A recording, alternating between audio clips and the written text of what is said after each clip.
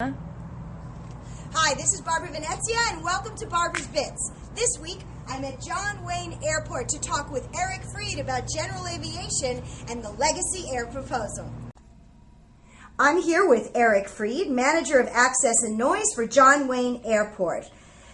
Eric, can you give me the technical definition of what is general aviation?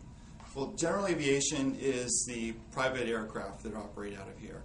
And they're governed under the General Aviation Noise Ordinance, and we call it the GANO. So under the GANO, general aviation is allowed to fly during the curfew hours as long as they meet the noise limits. Now, if there's a first or second violation of the limits, then they receive a notice of violation letter. If there's a third violation, then the aircraft owner, and the operator are subject to denial of use for a 3-year period. So if a person owns a large jet, and let's say they sell seats on the jet, is that still considered general aviation? Well, it just depends. We have a very specific definition for a regular commercial user, and that definition would include that there's tickets being sold generally to the public. There are specific dates and times when they operate.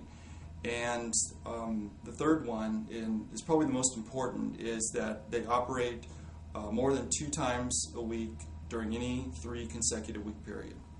So if it meets that definition, then it's a commercial user. If it's not, then it's considered general aviation.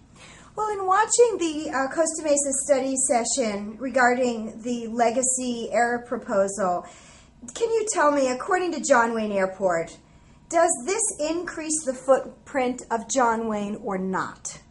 Well, the Legacy proposal, as I understand it, would increase the physical footprint of the airport.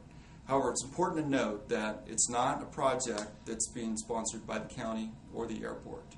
And that proposal would necessarily have to go before the city of Costa Mesa and the county for formal action. Well, at this stage in the conversation, I have one more question for Eric. Now, in your opinion, because you do deal with general aviation, and those are the folks that have private aircraft, usually Gulfstreams and big jets, do you think the guys that own private aircrafts have hotter looking babes than, let's say, the guys that are just flying commercial aircraft? That's really a question I can't answer. I don't know about that. I think that the guys with the jets get the hotter babes. Until next week, I'm Barbara Venezia for Barbara's Bits.